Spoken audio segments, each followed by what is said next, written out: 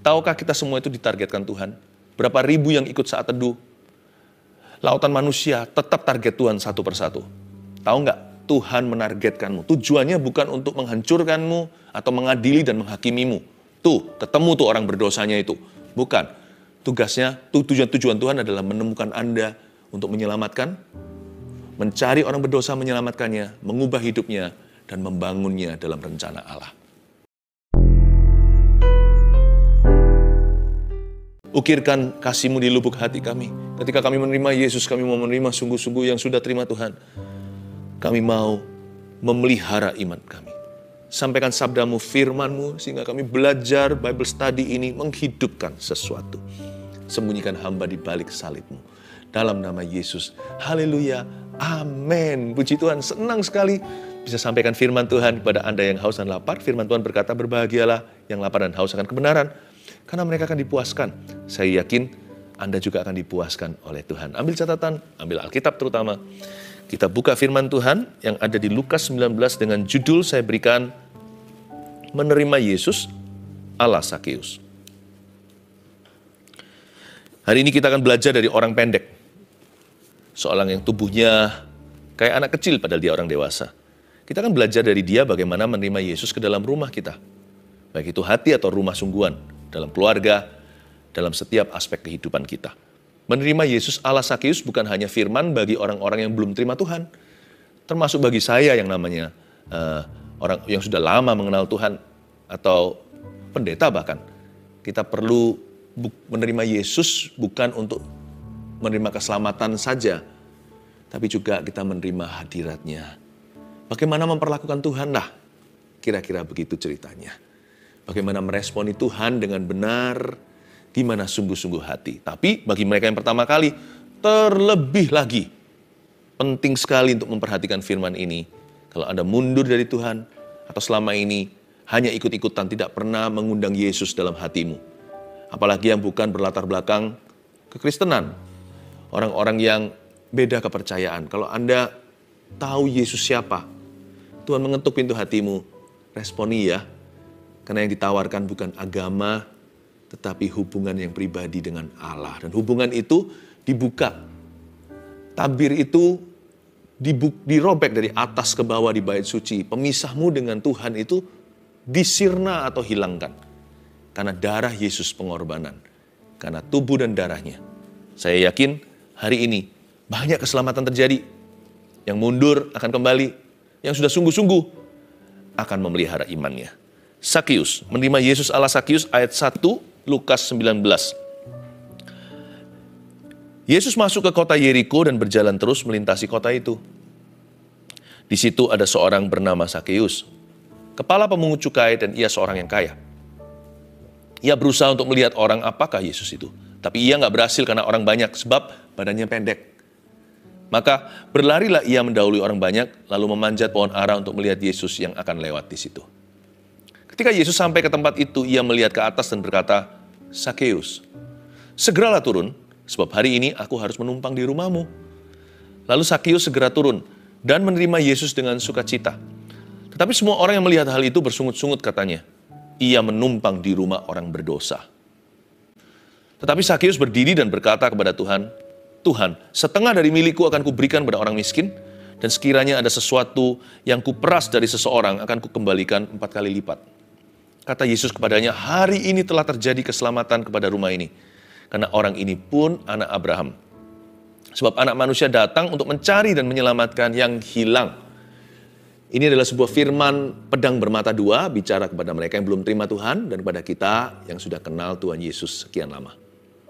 Ayat 1, Yesus masuk ke kota Yeriko. Kota Yeriko adalah kota palem. Ada sebuah pepatah tentang kota Yeriko beberapa waktu yang lalu, the fattest region in the Palestine.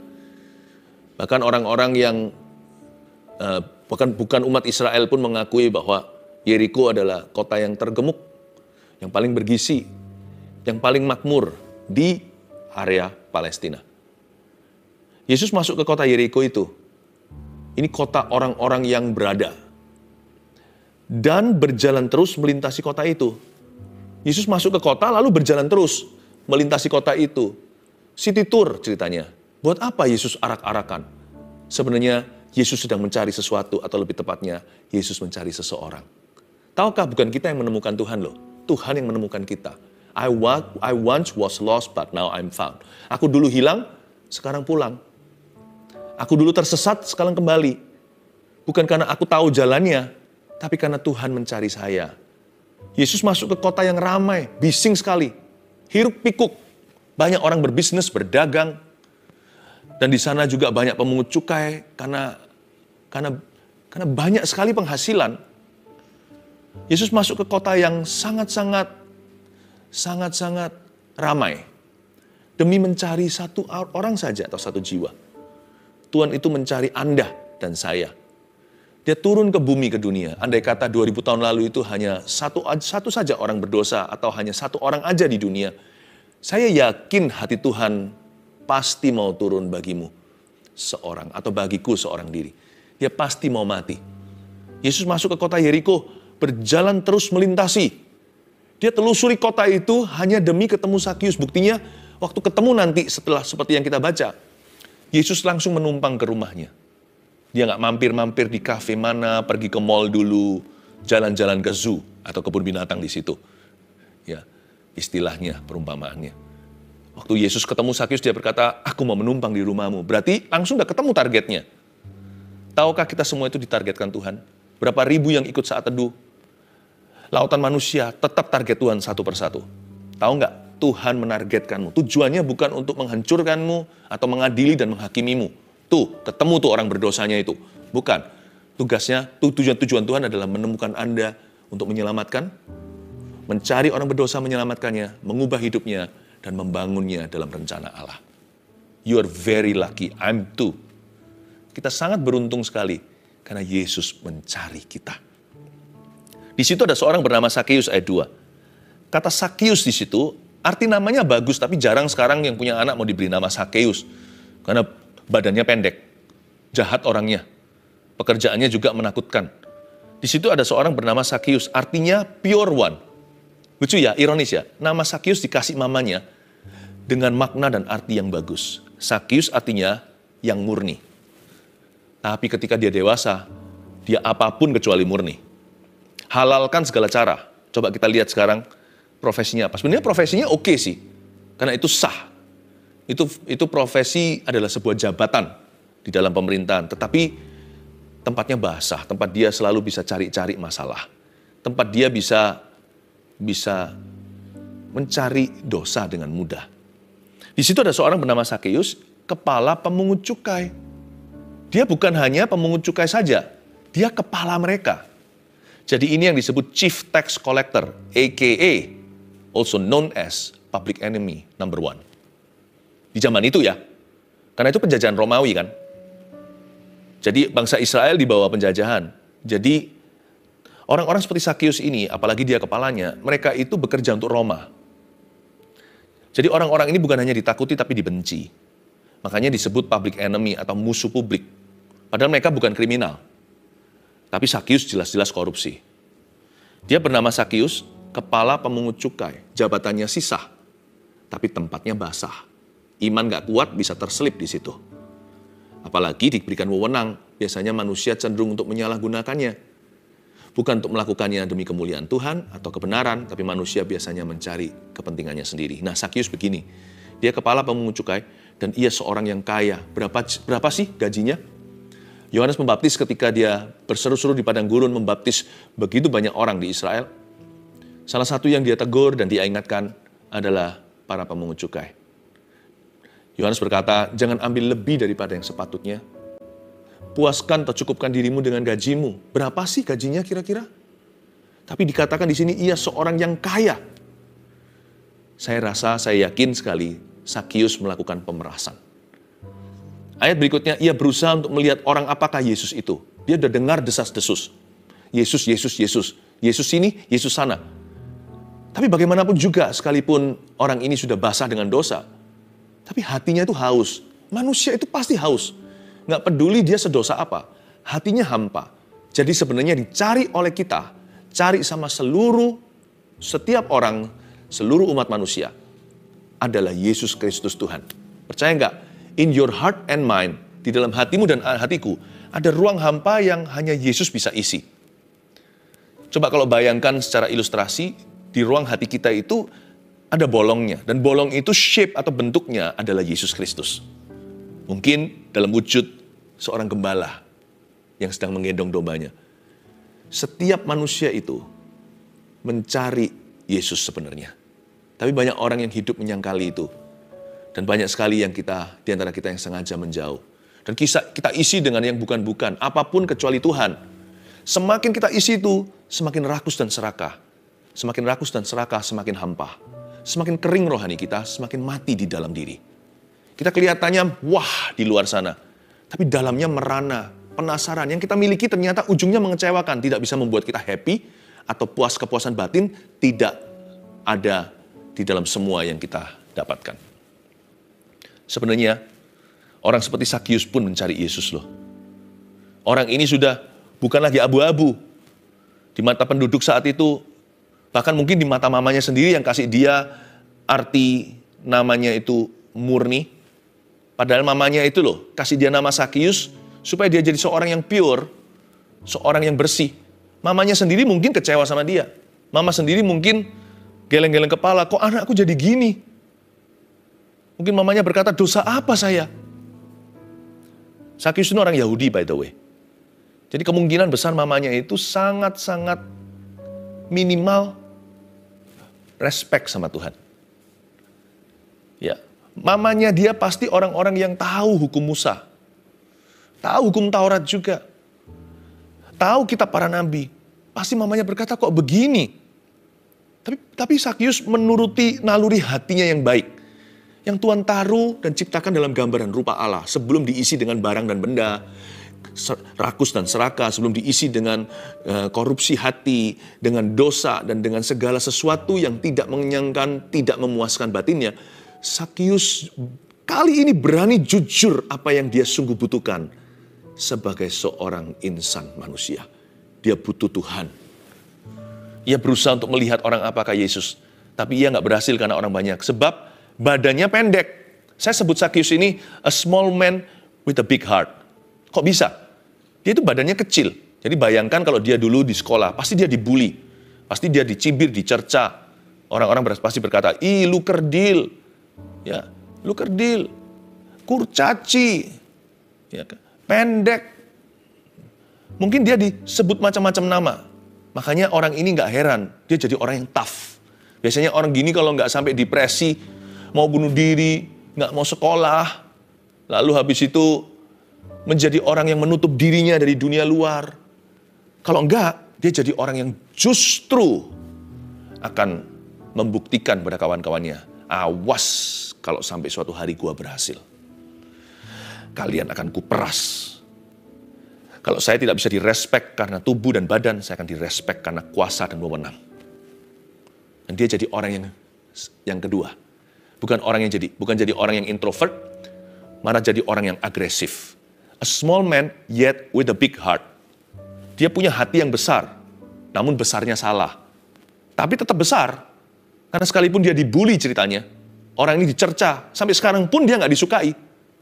Makanya nggak ada orang mau nolong dia, nggak ada yang mau ngalah. Dia harus naik ke pohon untuk lihat Yesus. Nggak ada orang, sengaja tuh Sakius, ini orang memeras kami sekeluarga, ini orang membuat kami rugi setengah mati, ini orang nggak punya berbelas kasih. Masa orang miskin aja diperas sekalian. Jadi semua orang pada dempet-dempetan gitu, memastikan bahwa dia nggak ada celah untuk masuk lihat Yesus. Semua orang menghalangi keselamatannya, padahal sama-sama orang berdosa kok saling mendahului. Memang dia lebih dosa sih, tapi mana ada dosa besar, dosa kecil. Kita semua ini pendosa, besar dan kecil. Paling unda-undi dosamu dan dosaku. Kalau tanpa Yesus, celaka semua. Kita semuanya ini loh mati masuk neraka. Tapi Sakius ini nggak peduli dia. Nggak ada orang mau ngalah. Permisi ya. Nggak ada yang mau buka jalan untuk dia. Karena orang berdesak-desakan untuk lihat Yesus. Semua orang pura-pura tuli. Semua orang pura-pura nggak dengar. Enak aja. Di hidup ini kamu sudah VIP. Sekarang mau lihat Yesus juga mau VIP. Dia nggak peduli. Tapi dia punya big heart. Hatinya besar. Dia naik ke pohon. Dia nggak peduli orang lain mikir apa. Padahal dia ini orang yang berkedudukan. Dia kepala pemungut cukai. Dia bukan orang biasa. Dia kepalanya mereka. Orang yang disegani, minimal ditakuti.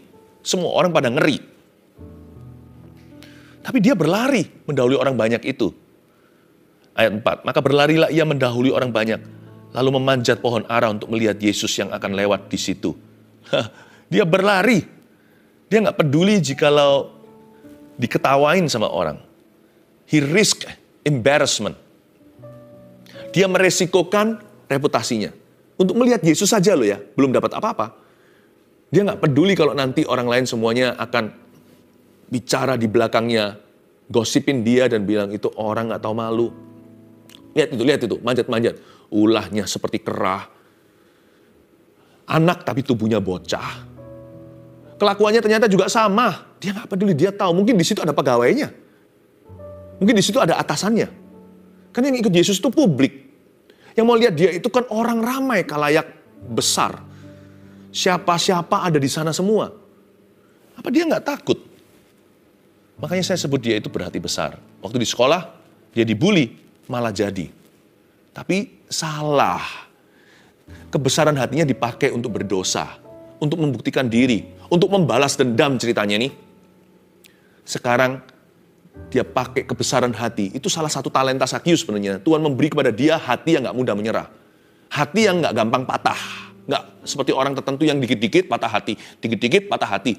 Diomongin dikit aja udah bunuh diri. Sakius gak gitu. Kamu ngomongin tentang aku, gak apa-apa kamu cibir saya. Kamu mau hina, hinaanmu peluru bagiku. Awas ya, I'll get back to you. Nanti ya, kamu akan tunduk-tunduk sama aku. Nah itu orang berhati besar. Tapi besarnya salah. Sekarang akhirnya talenta yang Allah berikan, kebesaran hati itu, dia pakai untuk sesuatu yang benar. Gak apa-apa. Demi lihat Yesus, bukan demi harta, demi uang, keuntungan pribadi. Demi lihat Tuhan. Aku mau sekali lagi berbesar hati. Aku mau lari sekencang-kencangnya di depan semua orang, karena Alkitab mengatakan sekalipun kakinya pendek, dia berlari mendahului mereka semua. Berarti sekencang apa dia lari? Orang lain biasa-biasa lah lihat Yesus. Contohnya, yang ikut saat teduh kan juga beraneka ragam. Ada yang sudah tunggu di sana, tunggu di sana. Setengah jam sebelum mulai, udah baca-baca Alkitab dulu, doa-doa dulu. Tapi ada yang nyantai. Gampang kok. Nanti kan juga ada nggak live-nya. Ya nggak apa-apa, memang kalau nggak bisa berhalangan. Tapi ada beberapa orang memang karena menggampangkan suatu pertemuan. Tapi saya ngerti ada orang yang memang nggak bisa, shift-nya jam ini. Ini perbedaan antara orang yang berjalan dan berlari. Dan orang yang berlari dengan orang yang berlari mendahului. Sakius itu lari seolah-olah gak ada hari esok. Seolah-olah dunia kiamat. Dia berlari seolah-olah ada gempa bumi. Dia berlari seolah-olah ada tsunami. Padahal gak ada apa-apa. Semua orang yang berdesak-desakan berjalan, tapi sebagian lari yang lebih haus. Tapi Sakius lari kayak seperti dikejar-kejar. Seperti dikejar-kejar hantu. Dia larinya itu seperti seolah-olah evakuasi. Seperti sebuah building catching fire, seperti sebuah gedung yang sedang kebakaran. Dia lari keluar dari sana, nggak pakai lift nih, lewat tangga darurat. Orang-orang pada tanya, semua orang tahulah siapa dia. Selain profesinya, dia itu unik sekali tubuhnya. Badannya pendek, jadi semua orang tahu itu Sakius. Waktu dia lari sekencang-kencangnya, semua orang pada ketawa dan berkata, haha, emangnya ada apa sih? Emangnya Yesus mau kemana? Yesus baru masuk ke Yeriko. Lari seolah-olah ketinggalan apa aja. Emangnya ada darurat apa sih? Emangnya ada emergency? Tapi dia nggak peduli. Dia lari sekencang-kencangnya. Makanya dari semua orang di Yeriko, Yesus memberi upah hanya satu untuk makan di rumahnya. Yang paling haus, yang dapat kehadiran Tuhan. Yang paling lapar yang dapat hadirat Allah. Yesus berkata, turunlah. Aku mau menumpang di rumahmu. Yesus tunjuk itu yang paling haus. Yang lainnya juga Tuhan cinta. Tapi kalau Tuhan dalam tubuh fisik jasmaninya, bukan dalam kemahadirannya, hanya bisa makan malam di satu tempat. Perut Tuhan cuma satu. Makan sekali kenyang, nggak bisa makan dinner berkali-kali di semua rumah. Makanya Tuhan berkata, aku harus pilih dari semua orang ini di Yeriko. Semua orang yang hanya curious, penasaran aja, Yesus siapa ya? Karena mereka semua mereka semua itu dicukupkan. Kota Palem nih, the fattest in Palestine. Mereka nggak butuh sesuatu. Ngapain? Aku lihat Yesus itu hanya, penasaran aja ingin tahu. Tapi Sakius butuh sesuatu. Dia bukan butuh uang, dia punya banyak. Uangnya dia lebih banyak dari uang yang Tuhan Yesus bawa dengan rombongannya. untuk pelayanan, ruang dia itu berkelebihan kelimpahan. Dia nggak butuh itu semua dari Tuhan. Apa ya? Ada kekosongan jiwa. Dia cari Tuhan untuk itu. Ini yang benar malahan. Dia cari Tuhan bukan demi kesembuhan, mujizatnya. Dia cari Tuhan karena dia haus hubungan. Karena udah lama dia nggak punya hubungan yang baik dan sehat. Udah lama dia lupa kasih. Bahkan mungkin dia sudah lupa kasih ibu. Dia mau isi kekosongan di dalam hati dan jiwa. Ini yang betul, Bapak, Ibu, Saudara. Dia berlari sekencang-kencangnya seolah-olah darurat. Dan Yesus berkata, kalau aku harus makan di satu tempat saja malam hari ini, aku pilih Sakius. Memang dia paling berdosa, tapi dia yang paling haus. Tuhan gak lihat dosanya, Tuhan lihat hausnya dan akan hapus dosanya. Wow, ini kan seperti wanita Narwastu. Melebihi rasul-rasul bahkan yang di situ. Murid-murid Yesus sendiri termasuk murid yang paling dikasih. Yohanes juga ada di sana. Tapi dari tadi Tuhan Yesus masuk, si Simon punya rumah, ataupun Simon Petrus muridnya, yang mengaku paling cinta sama dia akhirnya, juga tidak pernah mencuci kaki Yesus. Wanita ini bukan hanya mencucinya, tapi juga memecahkan barang termahal baginya. Minyak narwastu yang harganya luar biasa itu dan menyeka dengan rambutnya. Yesus berkata, kalian semua tidak ada yang mencintai aku seperti ini, tapi karena itu perbuatan wanita ini akan diingat sepanjang masa di mana Injil diberitakan. Ini adalah wanita itu versi laki-laki. Kalau wanita Narwastu itu perempuannya, yang versi pria ya Sakius ini. Dia lari seperti ada kebakaran di belakangnya. Karena dia rasakan kebakaran jiwanya. Padahal dia belum masuk neraka. Hidupnya lagi berada di atas nih. Dia sedang berada di atas angin. Demikianlah pepatah dalam bahasa Indonesia. Orang biasanya kalau sekarat baru cari Tuhan. Ini orang dalam suksesnya dia cari Tuhan. Ini yang pintar. Nggak tunggu dipukul di rotan. Nggak tunggu bangkrut dulu. Nggak tunggu stroke dulu badannya. Lalu sudah nggak bisa berbuat apa-apa. Atau sudah diranjang pesakitan. Baru berkata, kalau Tuhan sembuhkan, aku mau melayani Tuhan. Ini orang cari Tuhan. Ketika dia masih sehat. Masih bisa. Dan saat hatinya merasakan hampa. Dia langsung cari Yesus. Dia memutuskan, today, hari ini, aku akan cari apa yang uang tidak bisa beli. Emas perak tidak bisa berikan kepadaku. Apa yang selama ini seumur hidupku ku cari. Akan kutemukan dalam Yesus. Ini Sakius. Ketika Yesus sampai ke tempat itu di ayat 5. Ia melihat ke atas dan berkata, Sakius. Wow, lembut sekali suara Tuhan. Sakius langsung terjamah karena mungkin sudah selama ini gak pernah ada orang memanggil namanya dengan demikian penuh kasih kecuali ibunya sendiri. Sakius. Pertama Tuhan gak tahu karena Tuhan Maha tahu. Seharusnya Tuhan gak tahu itu siapa. Begitu banyak orang berbondong-bondong ke sana, ada satu yang ada di atas pohon, tiba-tiba Tuhan panggil Sakius. Dengar dia panggil nama saya, aku jawab ya. Kok bisa ya Tuhan Yesus tahu itu Sakius? Tuhan Yesus Maha tahu karena dia adalah anak Allah. Tetapi bukan karena kemahatauannya Sakius itu luluh hati. Tapi karena Tuhan itu memanggilnya dengan penuh kasih. Ini pasti ada intonasinya cara Tuhan memanggil. Sakius, mungkin gitu ya. Langsung dia, hanya mama yang panggil gitu. Orang lain berkata, Pak Sakius, ketakutan. Atau di belakang layar. Ketika dia nggak mendengar, mereka berkata, Sakius, orang itu. Atau Pak Sakius. Yang menjilat kepadanya, tapi dia tahu nggak tulus hati. Atau yang ketakutan, atau yang membenci. Sakius orang itu, biar masuk neraka orang itu. Tapi Yesus berkata, Sakius, wow. Segeralah turun. Sama Tuhan disuruh turun segera. Sebab hari ini aku harus menumpang di rumahmu. Kata segera turun ini menandakan bahwa kita tidak boleh lelet meresponi Tuhan. Yesus Kristus menyuruh Sakius turun dari pohon itu as per now, sekarang juga. Jangan tunggu nanti. Jangan suka molor kalau meresponi Tuhan Yesus. Tuhan bilang sekarang turun ya, now. Bukan later, aku mau bertobat nanti. Aku mau melayani Tuhan nanti kalau. Saya akan memperhatikan keluarga saya akan mencintai sesama saya jika. Nggak ada jika, nggak ada nanti, nggak ada kalau. Kalau mau responi Tuhan, mau menerima Yesus apalagi, as per now. Sekarang juga segeralah turun. Yesus berkata, aku harus menumpang di rumahmu. Tuhan Yesus bukan mau menobatkan dia saja. Tuhan mau punya hubungan yang nyata. Tuhan ingin hubungan pribadi, makanya Tuhan tawarkan diri, boleh nggak makan di rumahmu? Tuhan mau spend time atau luangkan waktu. Tuhan itu baik ya. Yang Tuhan inginkan dalam diri Sakius bukanlah sekedar pertobatannya. Tapi Tuhan ingin dia merasakan dulu kasihnya. Jesus wanted a real relationship beginning with a meal. Tuhan ingin hubungan yang pribadi dengan Sakius dimulai dengan makan bersama yuk di rumahmu. Bukan berarti Tuhan minta makan. Banyak rumah terbuka untuk Tuhan. Tuhan mau makan di mana aja, kalau digilir puluhan tahun nggak selesai. Semua orang ingin undang Tuhan. Tapi Sakius berkata, Tuhan berkata, aku mau makan di rumahmu. I'd like to have a real relationship with you. Tuhan menawarkan hubungan kekeluargaan kepada kita. Boleh nggak aku makan di rumahmu?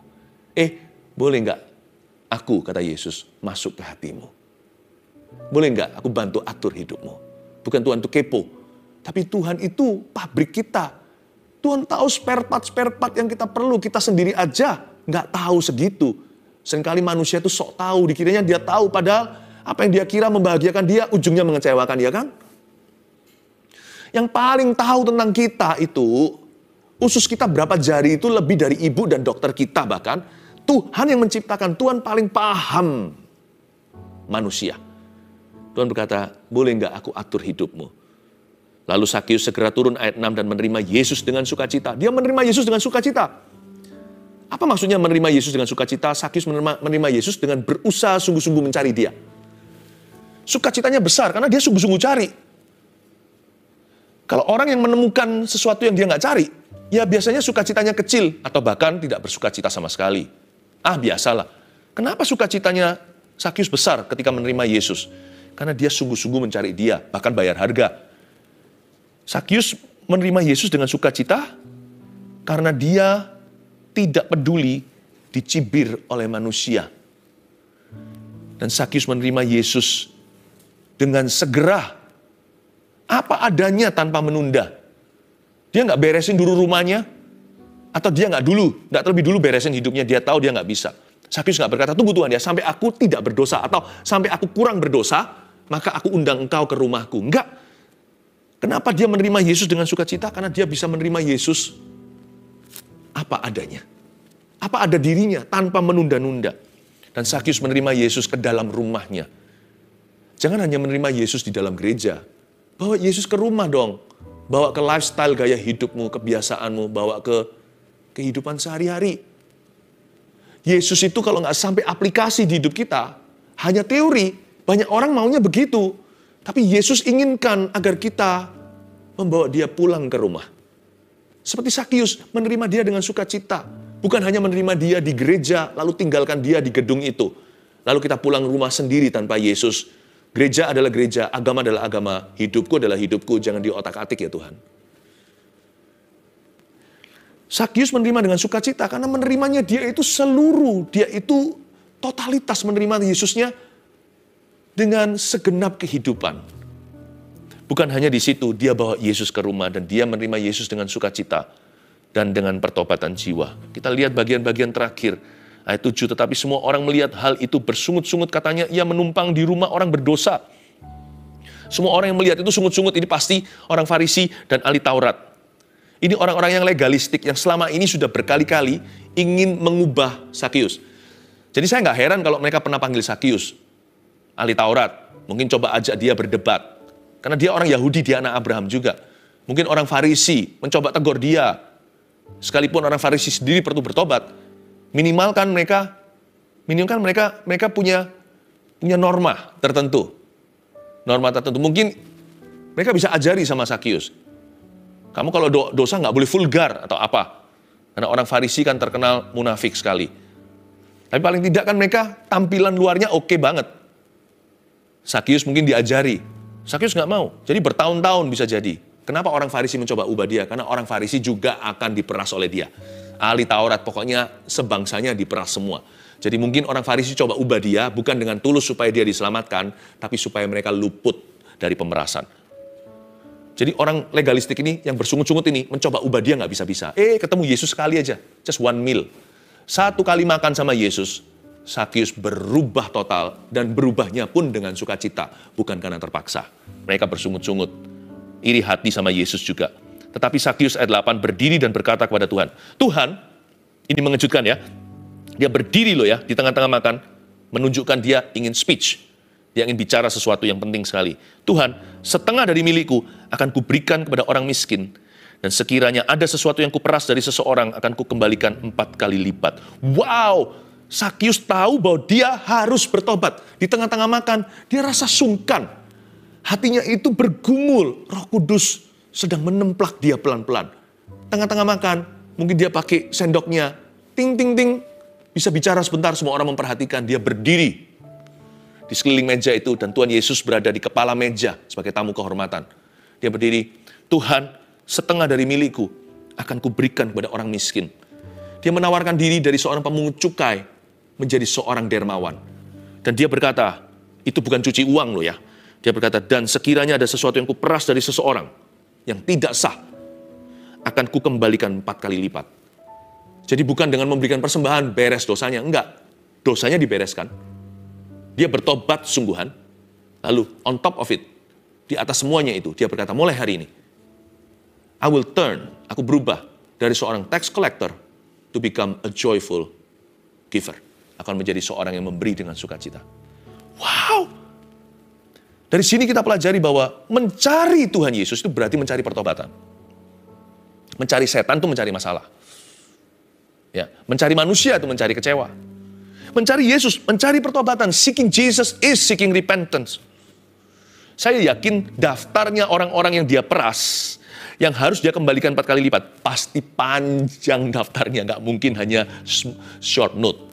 Pasti akan ada list, long list. Tapi dia nggak peduli. Dia rela. Dia tahu bahwa dia telah menemukan jawaban hidupnya. Dia rela bayar harga. Kata Yesus kepadanya, hari ini, ayat 9, telah terjadi keselamatan kepada rumah ini. Karena orang ini pun anak Abraham. Yesus baru berkata, terjadi keselamatan setelah melihat Sakius berubah hatinya. Mungkin dia nggak berubah semalam, masih ada proses Tuhan.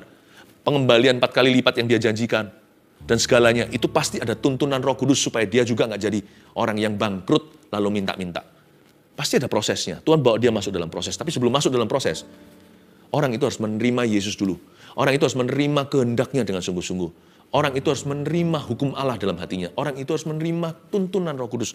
Orang itu harus menerima. Gak boleh jadi orang yang gak terima sama Tuhan.